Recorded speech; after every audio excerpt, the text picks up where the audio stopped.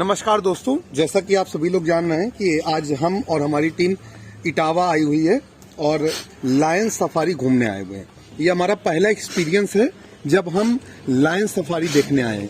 कहा जाता है कि जिस समय समाजवादी पार्टी की सरकार थी तो माननीय नेताजी श्री मुलायम सिंह यादव जी और जो हमारे अखिलेश यादव जी हैं, उनके तत्वाधान में लायन सफारी का निर्माण किया गया और आज की जो वर्तमान योगी सरकार है वो भी इसे बढ़ावा देने में अपना पूरी तरीके से सहयोग कर रही है और इसे एक बड़े पर्यटन क्षेत्र के रूप में विकसित कर रही है। देखिए, नमस्कार दोस्तों, मैं हूं प्रकाश वीर और आप हैं लायन सफारी इटावा में हमारे साथ इस वीडियो पे।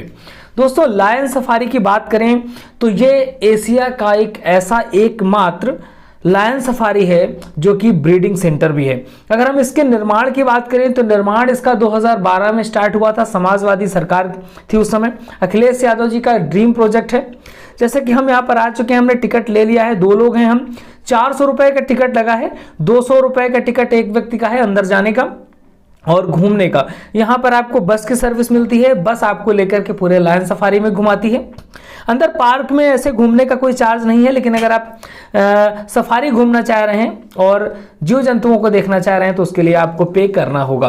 दोस्तों, अगर हम इस लायन सफारी की बात करें तो बहुत ही बेहतरीन तरीके से बनाया गया है। जैसे कि आपको हमने पहले ही बताया कि यह समाजवादी गवर्नमेंट के टाइम पे बनाया गया था, लेकिन इसका जो उद्घाटन था वो योगी आदित्यनाथ जी ने 2017 में किया था, जो उस समय तत्कालीन मुख्यमंत्री हुआ करते थे। लायन सफारी की बात करें तो ये इटावा में बना हुआ है। इटावा, जो लोग यूपी में रहते हैं, यूपी के आसपास, उन्हें इटावा के बारे में अच्छे से जानकारी होगी। दोस्तों, इस चंबल के बीहड़ों में ये बनाया गया है सफारी। और इटावा की बात करें तो इटावा आपके आगरा, कानपुर और इन जगहों से एक्सप्रेसवे रास्ते के माध्यम से आप आसानी से इटावा पहुंच सकते हैं। अभी क्या है कि जब से बना है इसके बाद बहुत कम पर्यटक यहाँ पे जाते हैं, जैसे कि आप देख पा रहे हैं कि बहुत कम लोग दिखाई दे रहे हैं। अब इसमें उत्तर प्रदेश की जो सरकार है वो इसके लिए अच्छे खासे प्रचार की सुविधाएं उपलब्ध कराने जा रही है और इसको प्रमोट करने जा रही है कि ज़्यादा से ज़्यादा यहाँ पर पर्यटक पहुँचें और देखें, क्योंकि है तो आकर्षक जगह। और यहाँ पे शेर के अलावा भालू, हिरण इत्यादि जो हैं, ये सारे की सारी जीव जंतुओं को वहाँ पर इकट्ठा किया गया है। एक बहुत ही बेहतरीन सा एक पुल बनाया गया है, जैसे कि आप देख पा रहे हैं। और इसकी गहराई अगर नीचे हम देखें लगभग 30 फुट के आसपास है, काफ़ी गहराई पे। यहाँ से जाने के बाद आगे एक चौक बना हुआ है। ये जो चौक यहाँ पे आप देख पा रहे हैं, यहाँ पर बैठते हैं और यहाँ से ही बसेस लेकर के जाती हैं, जो कि सीरियल नंबर के हिसाब से लोगों को नंबर दे दिए जाते हैं। तो वहाँ पर लोग बसेस पे बैठकर, आप देख पा रहे हैं इटावा सफारी पार्क, इटावा की जो बस है, इसके माध्यम से हम लोग जाएंगे और घूमेंगे, देखेंगे जा कर के कि कहाँ कहाँ पर क्या क्या जीव जंतु हैं, क्या है, वो सारी चीज़ें हम देखेंगे। अगर हम इस इटावा सफारी पार्क की बात करें तो यहाँ पर लगभग 18 शेर हैं, अभी 19 थे। एक शेर जो कि अभी बीच में एटा के जंगलों से पकड़ा गया था, वो भी लायन सफारी पे रखा गया था, उसको कानपुर के जू में पहुंचा दिया गया है। तो फिलहाल 18 शेर हैं यहाँ पे। अगर बात करें हम 18 शेरों में तो 10 जो हैं वो सफारी पार्क में ही पैदा हुए हैं। ये बहुत ही इंटरेस्टिंग सी बात है, क्योंकि एशिया का एकमात्र ब्रीडिंग सेंटर है, जो कि पूरे एशिया में कहीं भी ब्रीडिंग सेंटर नहीं है लायन के। ये ब्रीडिंग सेंटर बनाया गया है। तो इन फ्यूचर आगे आने वाले टाइम पे ये बहुत बड़ा एक सफारी पार्क बन सकता है, शेर के लिए, चीते के लिए, अन्य जीव जंतुओं के लिए, क्योंकि इसमें जो सुविधाएं हैं, इस पे जो हॉस्पिटल की सुविधाएं, अन्य सुविधाएं जीव जंतुओं के लिए बेहतर तरीके की उपलब्ध कराई गई हैं। तो हम लोग सफारी के सफ़र पे चल चुके हैं और आप देख पा रहे हैं कि हमारी गाड़ी सफारी के सफ़र में चलती चली जा रही है। तो साथ ही चलते चलते कुछ और बातें हम आपको बताते चलते हैं। जैसे कि अभी कुछ दिनों पहले ही, अभी 10 से 15 दिन पहले ही मीटिंग हुई थी एक, जिसमें वन्य जीव पर्यावरण मंत्री जो पी मलिक जी हैं, उन्होंने कहा कि इसके प्रमोशन के लिए हम कुछ करने वाले हैं, बड़ा कुछ करने वाले हैं।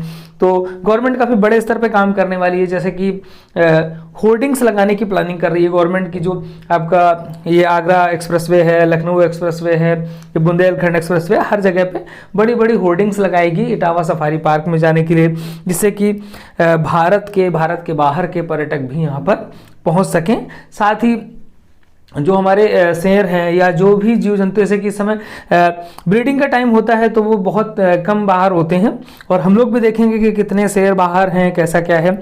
और देखिए आप, पहला नज़ारा आपकी स्क्रीन पे आपको दिखाई दे रहा है, यहाँ पे कुछ हिरन आपको दिखाई दे रहे हैं, ये मृग दिखाई दे रहे हैं आपको, और हम लोग यहाँ पे लगभग जो मृग सफारी है उसके आसपास ही हैं, तो ये मृग आपको दिखाई देने लगे हैं।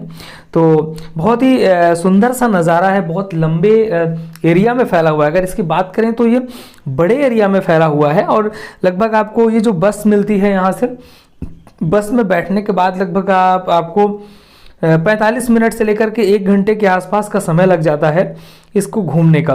तो आप यहाँ पे देख पा रहे हैं ये सफारी पे मृग दिखाई दे रहे हैं। अभी जो मौसम है थोड़ा सा हल्की सी धूप है, धूप की वजह से ज़्यादा जीव जंतु बाहर नहीं दिखाई दे रहे, और समय भी दोपहर का लगभग 2 से ढाई बजा हुआ है, तो काफ़ी अच्छी खासी धूप है, और धूप की वजह से जो जानवर हैं कम ही बाहर दिखाई दे रहे हैं। लेकिन यहाँ पे देखिए आप, ये जो आपकी हिरन सफारी, ये यहाँ पे जो डियर सफारी है वहाँ पे हम लोग हैं, और ये आपको हिरन देखने को मिल पा रहे हैं। अगर इसके अलावा हम हिरन के अलावा बात करें तो इसमें यहाँ पे 3 भालू भी हैं जो कि लाए गए हैं, और आगे गवर्नमेंट प्लानिंग कर रही है कि आगरा से वो लेकर के 10 या 12 भालू यहाँ पर लाने वाली है।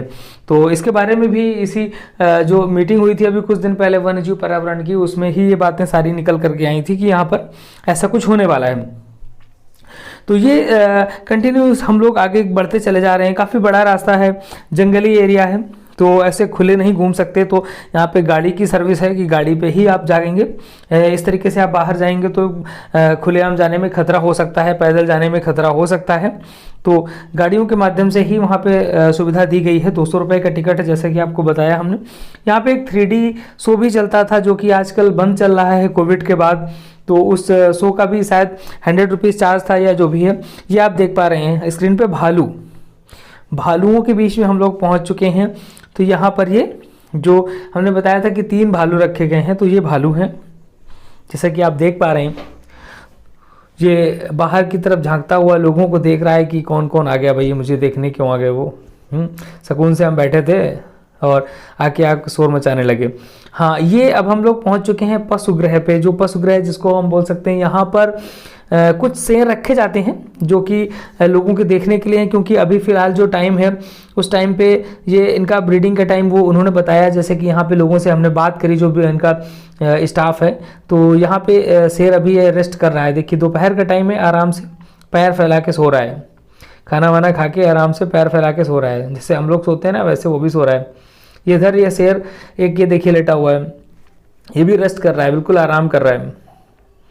और इसके अलावा बाकी जो बताए गए कि 18 हैं, तो उसमें कुछ हैं जो ब्रीडिंग के लिए गए हुए हैं, कुछ हैं जो और अन्य जगहों पे रखे गए हैं। और ऐसा इन्होंने बताया कि दीपावली के बाद इन लोगों को छोड़ दिया जाता है बाहर। इनके जो सफारी इनके लिए बनाई गई है लायन के लिए, ये देखिए एक लायन यहाँ पे लेटा हुआ है, तो ये छोड़े जाते हैं। तो इसका घूमने का बेहतर समय दिवाली के बाद, बहुत अच्छा टाइम बताया है यहाँ पे स्टाफ ने कि दिवाली के बाद आप आइए तो बहुत ही बेहतर समय होता है। जो बरसात का टाइम होता है वो उतना अच्छा नहीं होता है यहाँ पे घूमने के लिए, लायन सफारी के लिए। और लायन सफारी पहुँचने के लिए आप कहीं से भी आसानी से, दिल्ली से भी पहुँच सकते हैं। और ये सफारी पार्क एक अंदर यहाँ पे म्यूज़ियम की तरीके डेवलप किया गया है। इसके बारे में भी हम नेक्स्ट वीडियो लेकर के आएंगे, उसमें दिखाएंगे कि किस तरीके से सफारी पार्क में क्या क्या चीज़ें इन्होंने बनाई है। और तो इस तरीके से सफारी पार्क का बहुत ही बेहतरीन सा अनुभव रहा, बहुत अच्छा एक्सपीरियंस रहा, अच्छी जगह है। समय मिले तो लायन सफारी जरूर घूमिएगा, इटावा में, अपने यूपी में है। दोस्तों इसी तरह की वीडियो आपको मिलते रहेंगे, मिलेंगे फिर किसी नए वीडियो के साथ। नमस्कार।